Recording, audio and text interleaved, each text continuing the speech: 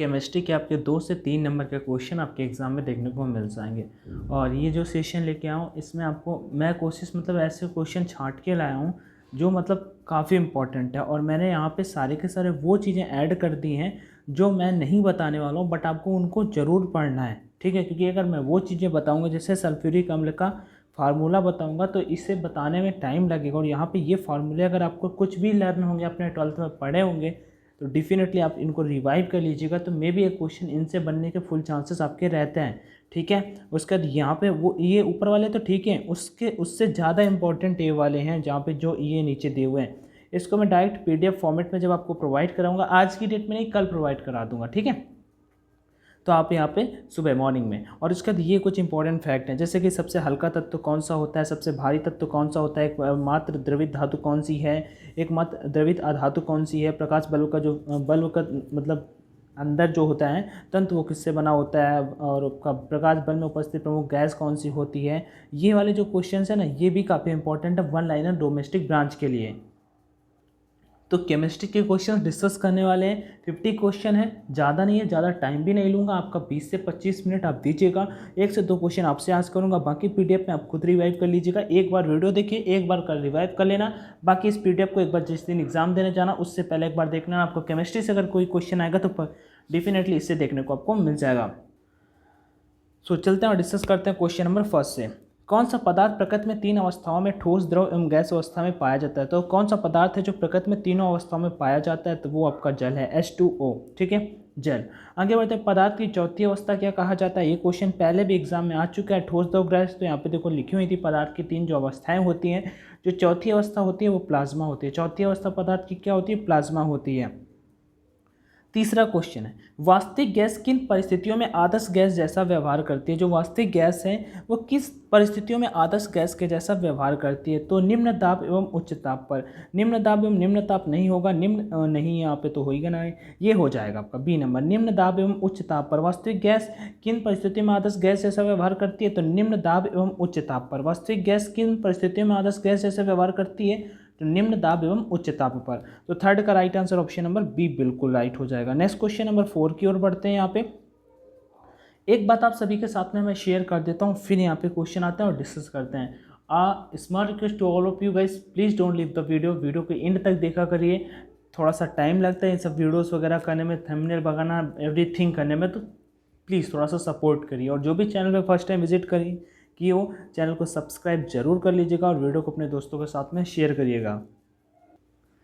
और एक बात बता देता हूँ, आप सभी ने अभी भी जिसने मॉक टेस्ट नहीं लगाए, एडमिट कार्ड आ चुके हैं डेफिनेटली आपके पास, जिनका 30 को 29 को एग्जाम है, भाई सब 15 से 20 मॉक टेस्ट आपको केवल लगा लेने हैं डेली, 2-2 3-3। तो आप सबसे बड़ी चीज़ टाइम मैनेज करना सीख जाओगे। अभी भी नहीं लगा, दिमाग लगा रहे हो पढ़ाई पे, मैं हमेशा से बताता आ रहा हूँ, कोई दिमाग नहीं लगाते 2-3-4 महीने बाद, 3 महीने बाद आपका ज्वाइनिंग हो जाएगा, अगस्त बैच है आपका, देन ये सब चीज़ें मैटर नहीं करेंगे। तो डेफिनेटली आप किसी भी चीज़ के लिए कर रहे हो तो definitely one more important thing, mock test लगाओ, कहीं पे भी लगा सकते हो। मैं परीक्षा आपको रिकमेंड कर देता हूँ क्योंकि ये बेस्ट मुझे लगता है। मैंने यहाँ पे मॉक टेस्ट किए भी हैं पहले, एग्जाम रिलेवेंट मिल जाएंगे। फिजिक्स का लेवल उस टाइप का बिल्कुल नहीं मिलेगा, वो कहीं पे भी नहीं मिलेगा, वो ये बात बिल्कुल रियली है, ठीक है। तो आप लेकिन और बाकी सब कुछ एग्जाम रिलेवेंट देखने को मिल जाएगा। जो चीज़ें फैक्ट होती हैं वो मैं आपके साथ में शेयर कर देता हूँ। बाइक करते समय कोड का ऑप्शन आएगा, ऑनलाइन D50 मॉक टेस्ट लगाओगे, उससे होगा क्या, आपकी रैंकिंग देखने को मिल जाएगी, आप कहाँ पे स्टैंड करते हो। और दूसरा नंबर, आप टाइम मैनेज करना सीख जाओगे। टाइम मैनेज करना सीख जाओगे, बस पेपर की तरह आपको देने हैं। तो लगभग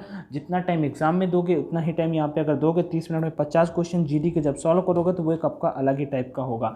तो ये कर सकते हो आप, यहाँ पे इस कोड का यूज कर लेना ऑनलाइन D50 का, जिससे आपको 50% की छूट मिल जाएगी। 170 या 160 में आपको ऑनलाइन मॉक टेस्ट लगाने को मिल जाएंगे। तो जिसने भी नहीं लगाया हो जरूर प्रैक्टिस कर लीजिएगा। स्थिर ताप पर किसी गैस का आयतन कम करने पर उसका दाब, स्थिर ताप पर किसी गैस का आयतन कम करने पर उसका जो दाब होता है, उसका जो प्रेशर होता है वो इंक्रीज हो जाता है, मीन्स बढ़ जाता है। सो कौन सा ऑप्शन होगा, ऑप्शन नंबर डी बिल्कुल राइट होगा कि स्थिर ताप पर किसी गैस का आयतन कम करने पर उसका जो दाब होता है वो बढ़ जाता है। आगे बढ़ते हैं, यहाँ पे वायु है, जो एयर होती है वो क्या होती है, तत्व होती है, यौगिक होती है, मिश्रण होती है या फिर अपरूप होती है। तो वायु जो होती है आपकी क्वेश्चन नंबर 5 वो एक मिश्रण है। वो क्या है, एक मिश्रण है। सो 5 का right answer option number C. Confusing है, क्लियर करिएगा, ठीक है। नेक्स्ट है दूध उदाहरण है। दूध जो है एग्जाम्पल है। यहाँ पे केमिस्ट्री के क्वेश्चन है, मे भी थोड़ा सा आपको लग सकता है कि भाई नहीं आ रहा है, चलो वीडियो लीव करो, देखो समझ में आएगा, ठीक है। दूध उदाहरण है किसका, 6 का राइट आंसर इमल्सन का दूध उदाहरण है। और दूध का लाइक कल मैंने आपको बोला शुद्धता को मेजर करने के लिए किस यंत्र का यूज करते हैं, लैक्टोमीटर, लैक्टोमीटर, ठीक है। और एक बात, दूध उदाहरण है किसका, इमल्सन का। आगे बढ़ते, एक मोल में कुल परमाणुओं की संख्या है। एक मोल में कुल परमाणुओं की संख्या कितनी होती है, तो वो होती है 6.023 इंटू 10⁻23। 6.0 मतलब 6.023 गुणा 10⁻23, तो 6 होता है, तो ये नहीं होगा, ये हो सकता है, लेकिन पावर पे जो होता है 10⁻23 होता है।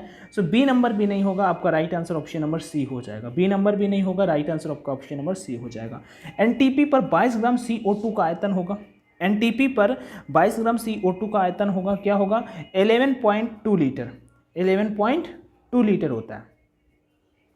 आगे बढ़ते हैं, निम्नलिखित में से कौन एक मौलिक कण है। मौलिक कण इनमें से कौन सा है, 9 नंबर। तो ये तो आप सभी को पता होगा, इलेक्ट्रॉन, प्रोटॉन एंड न्यूट्रॉन तीनों के तीनों मौलिक कण हैं। और इनकी खोज किसने की आपको पता होगा, ठीक है, जे थॉमसन ने, ठीक है। इलेक्ट्रॉन की, प्रोटॉन की रदरफोर्ड ने, ठीक है, कहीं कहीं पर गोल्डस्टीन भी दिया होता है।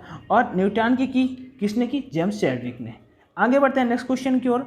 न्यूट्रॉन तथा प्रोटॉनों की संख्या की योगफल को क्या कहते हैं। न्यूट्रॉनों तथा प्रोटॉनों की संख्या की योगफल को क्या कहते हैं, तो द्रव्यमान संख्या, ठीक है। द्रव्यमान संख्या जो बराबर होती है, द्रव्यमान संख्या बराबर न्यूट्रॉनों की संख्या प्लस प्रोटॉनों की संख्या, ये आपका हो जाएगा। आगे बढ़ते हैं, निम्नलिखित में से किसमें ऋणात्मक आवेश होता है। इनमें जो ऑप्शन दिए हैं इनमें से किसमें ऋणात्मक आवेश होता है, 11 नंबर पे, तो आपका बीटा किरणें जो होती हैं, बीटा किरणें होती हैं, इनमें ऋणात्मक नेगेटिव चार्ज होता है, ठीक है। नेक्स्ट क्वेश्चन को बढ़ते हैं, गामा किरणें होती हैं। गामा किरणें कैसी होती हैं, 12 नंबर, तो ये उच्च ऊर्जा वाली विद्युत चुम्बकीय गामा किरणें, भाई विद्युत चुम्बकीय तरंगें होती हैं, ये बात तो आई थिंक आप सभी को पता होगी। गामा किरणें, एक्स किरणें, ठीक है। मैंने एक ट्रिक आपको बताई थी प्रीवियस वीडियोज, जब आपने कभी देखे होंगे अगर चैनल पे, गैप डाल दें, ठीक है, गामा, परावैंगनी, द्रस और आपका लघु रेडियो तरंगे हो जाती है, दीर्घ रेडियो तरंगे, और लास्ट में रेडियो तरंगे भी हो जाते हैं, ठीक है। और परावैंगनी मैंने यहाँ पे लीव कर दी, वो मैंने आपको शुरू में बता दिया था, तो ऐसा कुछ। तो यहाँ पे गामा किरणें हैं, कौन है, उच्च ऊर्जा वाली विद्युत चुम्बकीय तरंगे। गामा किरणें कौन सी, उच्च ऊर्जा वाली विद्युत चुम्बकीय तरंगे। आगे, समस्थानिक, समभारिक और समन्यूट्रॉनिक, तीनों के बारे में आपको पता होगा। समस्थानिक, समभारिक और समन्यूट्रॉनिक, मैंने जो ऊपर स्लाइड ऐड की है ना, दूसरी वाली स्लाइड में लिखा हुआ है शॉर्ट में, समस्थानिक क्या होता है, समन्यूट्रॉनिक क्या होता है, और समदाबी क्या होता है, ठीक है। तो 13 का राइट आंसर क्या हो जाएगा, डी नंबर, समस्थानिक, ठीक है, जिनका आपका परमाणु क्रमांक समान होता है, देख रहे हो, परमाणु भार भिन्न भिन्न होता है, उसी को समस्थानिक कहते हैं। समस्थानिक का समभारिक इसका अपोजिट हो जाता है, समन्यूट्रॉनिक। आगे, निम्नलिखित में से किसके उत्सर्जन से संभारिक उत्पन्न होते हैं। इनमें से किसके उत्सर्जन से संभारिक उत्पन्न होते हैं, तो बीटा किरणों के उत्सर्जन से, बीटा किरणों के उत्सर्जन से संभारिक उत्पन्न होते हैं। अगला क्वेश्चन है, करा दिया मैंने, इलेक्ट्रॉन ग्रहण करने की प्रवृत्ति क्या कहलाती है, बताओ 15 का। अभी मैंने एक भी क्वेश्चन आपसे नहीं पूछा, आज का पहला क्वेश्चन आप सभी के लिए कि इलेक्ट्रॉन ग्रहण करने की प्रवृत्ति क्या कहलाती है, अवकरण, अभिप्रेरण, उत्प्रेरण या फिर ऑक्सीकरण। सो क्या होगा इसका राइट आंसर, 16 नंबर, नीले लिटमस पत्र को लाल कर देते हैं, नीले लिटमस पत्र को लाल कर देते हैं, ठीक है। तो नीले लिटमस पत्र को लाल कर देता है, कौन कर देता है, मैंने एक ट्रिक बताई थी, अनिल, ठीक है, अम्ल, ठीक है, नीले को लाल कर देता है, नीले को ना ल, अनिल, मतलब अम्ल, ठीक है, अनिल याद रखना, नीले, अनिल सॉरी गाइस, तो अम्ल इसका राइट आंसर हो जाएगा। क्षारीय घोल का पीएच मान होता है, क्षारीय का घोल का पीएच मान क्या होता है, 17 नंबर का, 7 तो न्यूट्रल होता है, बट क्षारीय का पूछा है 17 का, तो 7 से अधिक होता है और अम्लीय का 7 से कम होता है। अगर यहाँ पे क्षारीय जगह अम्लीय होता तो आप ए नंबर कर देते, न्यूट्रल होता तो आप डी नंबर कर देते हैं। शुद्ध जल का जो पीएच मान होता है, जो जल का पीएच वैल्यू होता है वो कितना होता है, 18 पे हमसे ये पूछा है, तो 7 होता है, ठीक है। जल का जो मान होता है वो कितना होता है, 7। निम्नलिखित में से किस धातु को वायु में छोड़ देने पर उसका संक्षारण नहीं होता है, ठीक है। तो निम्नलिखित किस धातु को वायु में छोड़ देने पर उसका संक्षारण नहीं होता है? 19 का। इसका right answer option number C हो जाएगा, गोल्ड का। ठीक है, किस धातु को वायु में छोड़ देने पर उसका संचरण नहीं होता है? तो धातु कौन सी है? सोना। ऊष्माशोषी प्रक्रिया में ऊष्मा का अवशोषण होता है, ऊष्मा मुक्त। जैसे बोला गया उस बेसिस पे आपने देखते ही क्वेश्चन का आंसर देख लिया होगा। ऊष्माशोषी प्रक्रिया में ऊष्मा का अवशोषण होता है, ऊष्माशोषी प्रक्रिया में। ठीक है, ऊष्मा शोषण, ऊष्मा का क्या होता है? अवशोषण होता है। ऊष्मा क्या होता है? अवशोषण होता है। तो 20 का right answer option number A हो जाएगा। किसी अपक्रिया का वेग अपक्रिया की प्रगति के साथ बढ़ता है, अपक्रिया की प्रगति के साथ घटता है, अपक्रिया की प्रगति के साथ स्थिर रहता है, अपक्रिया की प्रगति के साथ घट या बढ़ सकता है। 21, इसका राइट आंसर क्या होगा? बी नंबर, अपक्रिया की प्रगति के साथ घटता है। ठीक है, किसी अपक्रिया का जो वेग होता है अपक्रिया की प्रगति के साथ क्या होता है? घटता है। किसी अपक्रिया का वेग जो होता है अपक्रिया की प्रगति के साथ घटता है।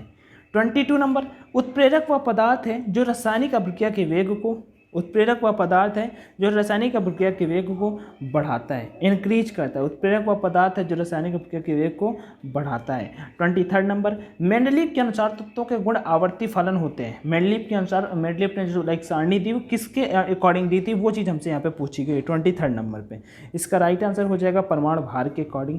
परमाणु भार के अकॉर्डिंग मेंडलीव के अनुसार तत्वों के गुण आवर्ती फलन होते हैं, तो परमाणु भार के अनुसार। आगे बढ़ते हैं नेक्स्ट क्वेश्चन की ओर। आधुनिक आवर्त नियम का प्रतिपादन कौन है? आधुनिक आवर्त नियम किसने दिया? ये हमसे पूछा गया 24 नंबर पे। सो 24 का right answer option number B हो जाएगा, मोजले ने दिया। किसने दिया? मोजले ने दिया। तो इसका क्वेश्चन का right answer option number B. आधुनिक आवर्त नियम के प्रतिपादक कौन है? मोजले। आधुनिक आवर्त सारणी में तत्वों के वर्गीकरण का आधार है। आधुनिक जो आवर्त सारणी है उसमें तत्वों का जो वर्गीकरण का आधार है वो किसके बेसिस पे है? सबसे पहले क्या आता है वो हमसे पूछा, परमाणु संख्या आती है। ठीक है, परमाणु संख्या, परमाणु क्रमांक। ठीक है, वही चीज। आगे बढ़ते हैं। प्रत्येक आवर्त का प्रथम सदस्य होता है। कोई आवर्त सारणी है उसका प्रथम सदस्य कौन सा होता है? ये hydrogen, helium, lithium, beryllium, boron, carbon, nitrogen, oxygen, neon, sodium, magnesium, aluminium, silicon.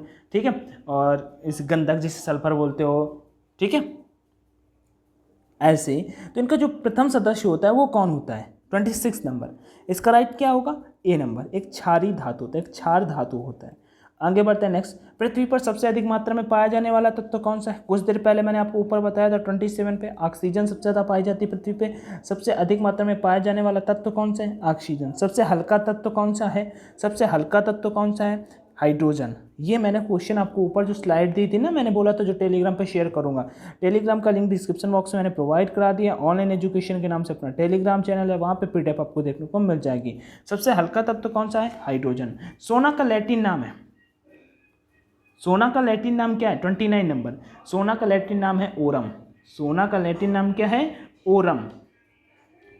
Next question को बढ़ते हैं। वह गुण धर्म क्या कहलाता है जिसके कारण धातुओं को पीटकर पतली पत्थर बनाई जा सकती है? क्या कहलाती है? तन्यता, आघातवर्धनीयता, चालकता या फिर सघन्यता। ठीक है, हिंदी थोड़ा ज़्यादा ही डिफिकल्ट लिखिए। इसका right answer option number C हो जाएगा, आघातवर्धनीयता। ठीक है, वह गुण धर्म क्या कहलाता है जिसके कारण धातुओं को पीटकर पतली पत्थर बनाई जा सकती है? उससे हम बोलते हैं आघातवर्धनीयता। थोड़ा सा मैनेज कर लीजिएगा, यहाँ पे लाइट की वजह से इमेजेस जो हैं क्लियर नहीं आ पाई हैं, बट आपको समझ में आएंगे। मैं क्वेश्चन आपको बोलूँगा कि अयस्क से चुंबकीय अशुद्धियों को दूर करने के लिए इनमें कौन सी विधि प्रयुक्त की जाती है? बताइए इसका आंसर। अयस्क से जो चुंबकीय अशुद्धियाँ होती हैं उनको दूर करने की प्रक्रिया क्या कहलाती है? 31 का राइट आंसर क्या होगा? गुरुत्व पृथक्करण विधि, फेन प्लवान विधि, चुंबकीय पृथक्करण विधि या निच्छालन विधि। 31 का राइट आंसर कमेंट में जरूर बताइएगा। अयस्कों में उपस्थित अशुद्धियों को क्या कहा जाता है? अयस्कों में जो उपस्थित अशुद्धियां होती हैं उन्हें क्या बोला जाता है? गैंग बोला जाता है, स्लैग बोला जाता है या फिर फ्लक्स बोला जाता है? उन्हें गैंग बोला जाता है। गैंग बोला जाता है अयस्कों में उपस्थित अशुद्धियों को। और उनका जो एक अयस्क जो होता है उनका शुद्धिकरण होता है, उसे हम क्या बोलते हैं? वो। पारे का प्रमुख अयस्क कौन सा है? पारे का लोहा, मैग्नेटाइट, हेमेटाइट। वैसी पारे का हमसे पूछती है यहाँ पे। 33 नंबर। इसका राइट आंसर क्या होगा? सीने बार। ठीक है, और उसके बाद आगे बढ़ते हैं। लोहे का दिया है, बॉक्साइट आपका एल्यूमिनियम का दिया हुआ है। आगे बढ़ते हैं। रेडियम किससे प्राप्त होता है? रेडियम किससे प्राप्त होता है? 33 नंबर पे। तो वो आपका किससे प्राप्त होता है? 34 नंबर, सॉरी। रेडियम किससे प्राप्त होता है? वो आपका पिच ब्लेंड से प्राप्त होता है। ठीक है, पिच ब्लेंड से प्राप्त होता है रेडियम। मोनोजाइट किसका अयस्क है? मोनोजाइट भी एक अयस्क है, 35 नंबर। ये आपका है थोरियम का अयस्क है। मोनोजाइट किसका अयस्क है? थोरियम का। हेमेटाइट किसका अयस्क है, कुछ देर पहले आपको बताया था, हेमेटाइट किसका अयस्क है, लोहे का। जर्मन सिल्वर किसका मिश्रण है, जर्मन सिल्वर किसका मिश्रण है, जर्मन कॉपर का, कॉपर मतलब तांबा, हटा दो, तांबा तो दोनों में है ना, तो यहाँ पे देखो जर्मन ना, तो मैंने आपको रिलेट करा देना है अभी। देखो जा तो जर्मन वैसे होता है तो कॉपर होता है, कॉपर को ही तांबा बोलते हैं। अब देखो यहाँ पे जस्ता तो कॉमन है, देखो दोनों में जस्ता आ रहा है ना, जाते जस्ता हो गया, ठीक है। उसके बाद यहाँ पे जर्मन ना, निकिल, अब देखो निकिल आ रहा है और निकिल ना वाला कोई है नहीं, एल्यूमिनियम वो अलग हो जाता है, तो तांबा जस्ता और निकिल, कॉपर जस्ता और निकिल यहाँ पे राइट हो जाएगा जर्मन सिल्वर का, ठीक है। तो 37 का डी, जब मैंने पहली बार याद किया तो इसी तरह से रिलेट करके याद कर लिया था। पीतल मिश्रण है, जो कॉपर है वो किसका मिश्रण है, 38 नंबर ही हमसे पूछा है, तो हो जाएगा तांबा प्लस जस्ता का। पीतल जो है वो तांबा प्लस जस्ता का, कॉपर प्लस जिंक का, ठीक है। 39 लोहे पर जंग लगना उदाहरण है, 39 नंबर पूछा हुआ क्वेश्चन है, 39 नंबर इसका ऑक्सीकरण का, लोहे पर जंग लगना किसका उदाहरण है, ऑक्सीकरण का। लास्ट क्वेश्चन है जो आप सभी को मुझे कमेंट सेक्शन में शेयर करना है कि वायु में थोड़ी देर रखने पर किस धातु का ऊपर हरे रंग की परत जम जाती है, तांबा, चांदी या फिर आपका जस्ता या फिर निकिल। वायु में थोड़ी देर रखने पर किस धातु में ऊपर हरे रंग की परत जम जाती है, ABCD में से क्या होगा राइट आंसर, जरूर कमेंट सेक्शन में शेयर कीजिएगा। और आपका अगर कोई डाउट है तो जरूर आस्क कर लीजिएगा। वंस अगेन मॉक टेस्ट अभी भी जिसने नहीं लगाया तो जरूर लगा लीजिएगा, उससे आपको हेल्प मिलेगी। मैं अगेन वही बात बोलता चला आ रहा हूँ, और इन क्वेश्चंस को मैं टेलीग्राम पर शेयर कर दूंगा, तो इन्हें जरूर एक बार पढ़िएगा क्योंकि आपके लिए काफ़ी इंपॉर्टेंट होने वाला है। फिर भी डाउट आए तो आस्क कर लेना, वीडियो को दोस्तों के साथ में शेयर कर देना। थैंक यू, जय Hind and all the best.